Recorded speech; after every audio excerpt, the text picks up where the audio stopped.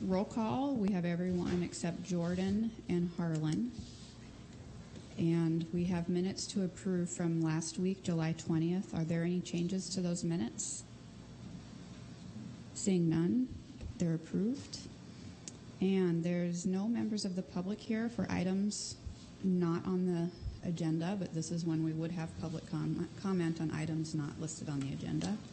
So we will continue with our regular agenda, which is our ongoing discussion of the city budget. And we have a few things scheduled for this morning, and then we have some other ones this afternoon. Gina just told me that the portal is updated with everything for the morning meeting, but not the afternoon meeting. But it will be updated by the time that meeting starts. But everything for today. Oh, and Jordan Hess is here for the record. Straight from yoga. Is that a yoga mat? Oh. Just had to call you out on that. Okay, so we're doing this morning municipal court and two community-based organizations, 4th D and Mr. TMA. But why don't we start with municipal court? And it looks like we have a budget overview and then some discussion of new requests. Yes, I guess we do. We have included already for you guys prior to this, we have the budget overview. And this is Judge Jenks for the record. Oh, I'm sorry. And this is Judge Jenks. Make sure that mic, that the tall mic is on. The small mic in front of Tina is always on. Okay. But the gooseneck ones, try again. Hello? Yeah, there you go. Can you hear me now? Can you hear me now? Okay, I am Judge Jenks, and to my right is Tina Reinecke, who actually is the one that makes the court run. And so she'll be here to answer any questions about the budgeting. I'm here to answer any questions about and to make a presentation on the need for the more assistance for the court, but giving us a extra part-time judge.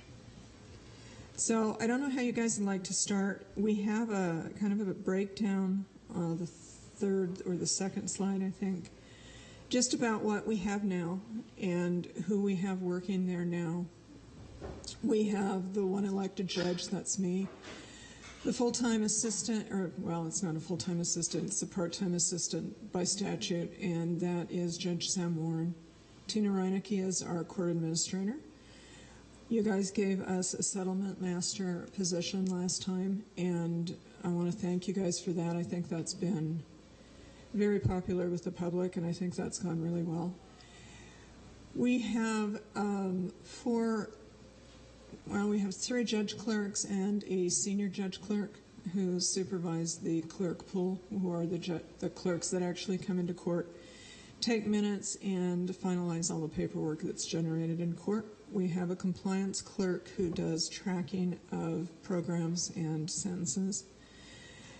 We have a finance coordinator who is staying on top of fines owed and collections. We have a legal secretary who I think you guys gave us as an extra in 2012. We asked for her. She does create good documents for the judge. She also serves part-time to do a quality control on all warrants issued, so that all the warrants that are issued by our court are seen by 2 clerks and, well, a clerk, I should say, and the legal secretary and the judge before they go out and get entered. We have a file clerk who does miscellaneous file work, and then we have the 5 court clerks who work the front office, the front desk, and serve the public when they come in. So that's who we've got now. We are requesting additional half-time position for a assistant judge. So before I go into that, I'm going to tell you what I think I've told you guys every time I've come to see you or your predecessors. At some point in the near future, Missoula needs to have a full-time elected, another full-time elected judge, and it's something that the City Council is going to need to address at some point. This proposal today is more of a stopgap kind of a proposal to get the court through until you're ready to take that next step. And with that next step will require, I'm afraid, I hate to always be the bearer of bad news on this issue, but another courtroom.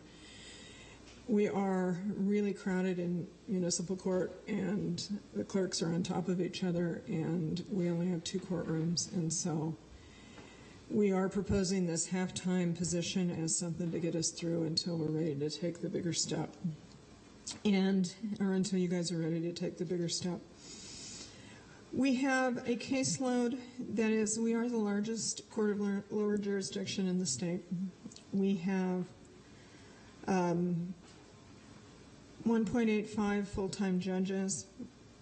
We are required by our caseload to keep both of the courtrooms that we do have open full-time and available for people to come in and walk in or try cases or do hearings. And in order to accomplish that, we bring in pro tem judges. We have a number of pro tem judges that we use, and they're great, and I don't want you to misunderstand what I'm saying about one of the reasons I want an assistant.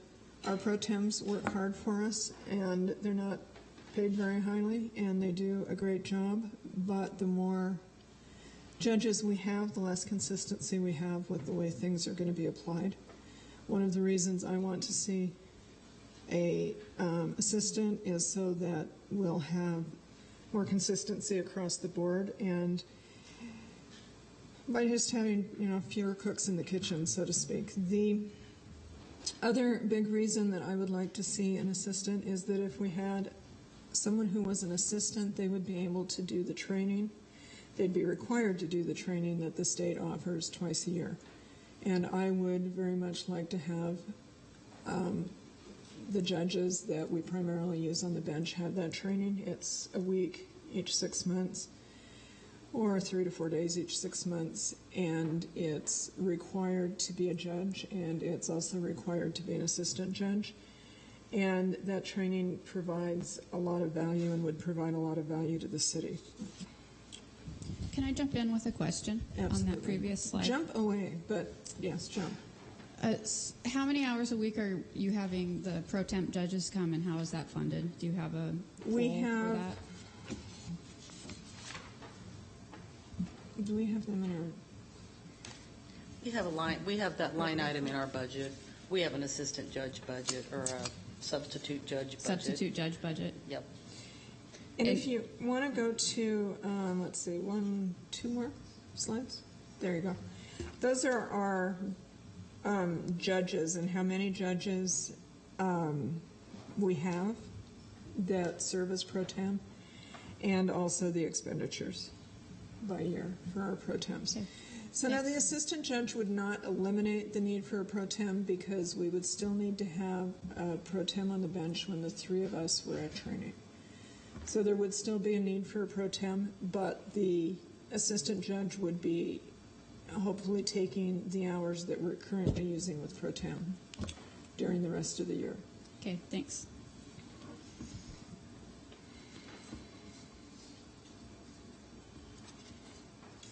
So other things that the new assistant judge would do would be to finish the warrant review project, which is, although it's mostly done, is not completely done. I get a tremendous amount of, a surprising amount of letters and documents that are intended by their drafter to be motions that are really kind of letters or notes or kites from the jail. The assistant judge would be helping respond to those, drafting orders and letters for those, and would provide the coverage for the other 2 judges when we're gone. We could also, well, there's just a ton of work that they could do that would be very helpful to the court. I wanted to kind of give you, through this discussion a little bit, also some idea of the volume that we're dealing with. Our year-to-date, we've got a total of 10,323 Cases or charges coming through, so that's year to date. I think last year we were right around 18,000 total. Of those, a little more than 3,211 are criminal cases with tickets and TK offenses, which are written generally for all tickets, including DUIs, are a little under 7,000. We've done about 133 TOPs, and so our total right now is about 10,000. Can you hang on? It looks like there's one or two questions. Michelle? Yep. I'm sorry, could you describe to me the fiscal year you're describing, or is it calendar year? Because isn't fiscal year 16 over? Fiscal year. So isn't fiscal year 16 over? Yes, when when I was working on this originally, it was on June 30, so yeah, I could remove that. So that's essentially... But that's just, I should have taken off the fiscal year for 2016 year to date. We're at about 3,200. Thanks. Okay, so that's not fiscal year? That's calendar year, just the last column. So Everything else is the fiscal. first four are fiscal years, Yeah. but the last one is calendar year 2016. Correct. Thank you. Emily? So then what numbers are overlapping? So is like June to December not included, or is it in there twice? Fiscal year 15. It's likely in there twice, Emily. I will correct those numbers and send you guys that. Okay, thanks. Michelle, did that answer your question? Yeah. Okay. I can clear it up. Can you say again what a TK offense is? Is that just a ticketed offense? TK offense, well, they're all ticketed because in municipal court, the officers write their charges directly to the court. TK is kind of a random designation that's just been one that's been there forever. And I think that originally it was intended to define non-jailable versus jailable. But it doesn't anymore because a lot of the cases that were originally in the TK are now jailable, like DUIs. Okay. So that would include DUIs, driving while suspended, no insurance, speeding tickets, ordinance tickets. So at one point, TK offenses were non-jailable, but now... I think so, although I wasn't. Each court kind of had their own designation. Okay. And this one's been in effect long before I was here, so I'm not 100% sure where the line was drawn. Jordan had a question. Thanks. What's the other acronym, the TOP-OP? TOP-OPs are restraining orders, and we do those once a week in one of the courtrooms. Municipal court tends to be the go-to court for the restraining orders. I think we've always felt like they were really important, and so we've always given them their own time slot, and so that makes it so that we end up getting the majority of the OPs or the TOPs for the city. Emily? So when you say the preferred court, you mean preferred between in things that happen in the city between district court? When you say preferred court, are you talking about in I'm talking about who the crime victim advocates tend to bring the cases right, to. but I'm saying if it happens in the city and they're city residents, you're not talking about preferred compared to justice court. You're talking about preferred compared to district court, right? No, actually, for temporary orders of protection, all three courts have the same jurisdiction. I have jurisdiction over the county.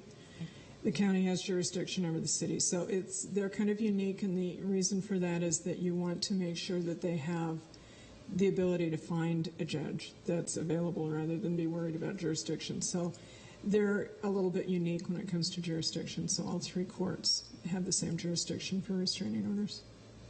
I just figured it out yesterday. Municipal court, between municipal and justice, we have 71% of the temporary order protection and order protection cases between municipal and justice court. And I want to emphasize that, we're good with that.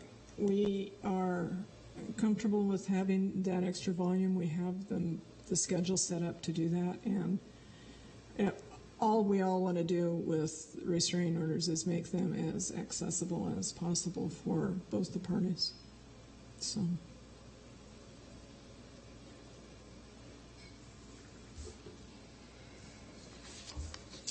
So those are the number of cases.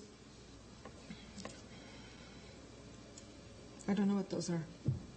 Now I'm These are confused cases about pending. So these are cases that right this minute are pending. are this minute open and In the last pending, column. and that we are working on closing. So And they're sorted by the year they were filed. Is that what you're saying? I'm sorry. well, at fiscal year 12, at the end of fiscal year 12, those were the numbers open and pending at the end Okay. of the year. Just because the citation is written in 2012 doesn't mean it's resolved in 2012. It may be 2014 if it's a DUI case. So when I ran this last understand. column, right now we have just over 10,000 cases open. So in the last column, those are the cases that are open today. Emily? So I think we have the same problem here as the last chart, but the numbers look exactly the same to me. Can you go back? Like the actual numbers, citations issued by year is the same Well, it's numbers not as the exactly cases same. pending? No, it's not the same numbers, because if you look at cases pending now, But the totals are exactly the same. actually they're not. Okay. It's always a Well, timing there would issue be, with open because and if- pending. Right. I mean, the older ones would be really close to the same, if not the same, because the case would be resolved by the time this chart got made up.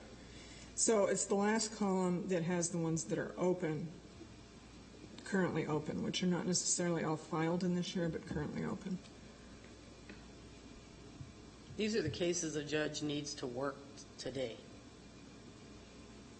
with nothing new filed yet.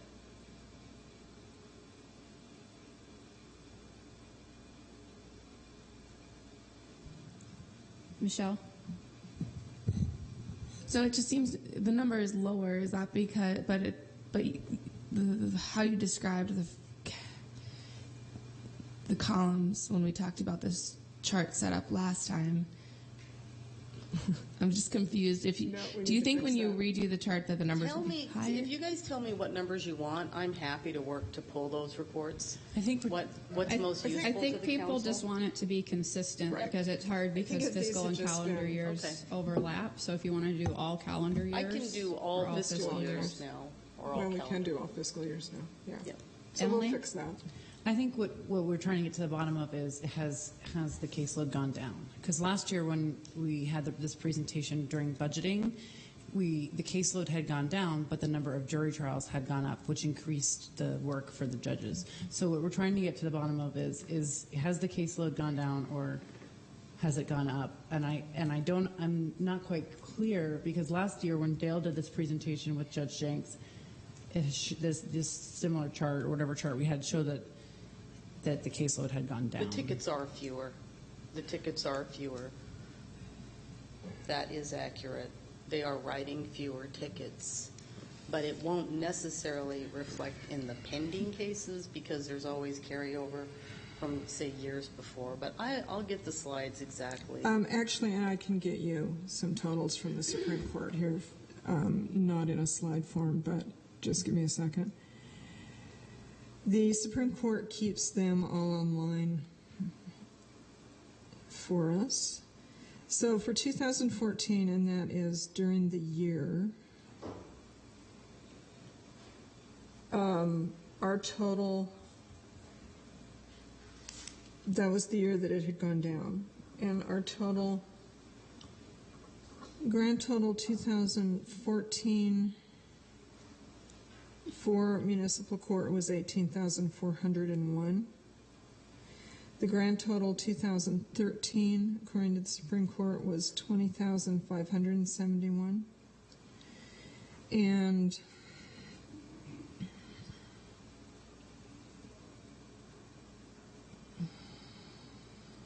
our grand total this year for 2015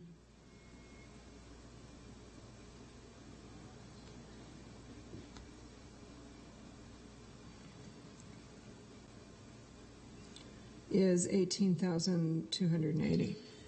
So it went down 2 years ago, from 20 to 18, and now we're pretty consistent from this year to last year. Okay. So, with the exception of reviewing probable cause and setting bond on people who have been picked up on the weekends, and we are able to do Sunday court through that. Okay. And that's a court-created exception. But to do anything outside of the business hours, you have to change Title III. Okay, who has questions? Okay, Brian and then Emily. Thanks. So I just wanted to be clear. It's included in the mayor's budget as funded, but it's listed as a non-tax. And I think maybe this is a question for you, Scott. I'm not sure. But it's listed as a non-tax item. So it's showing being covered essentially by additional revenues coming out. So where would we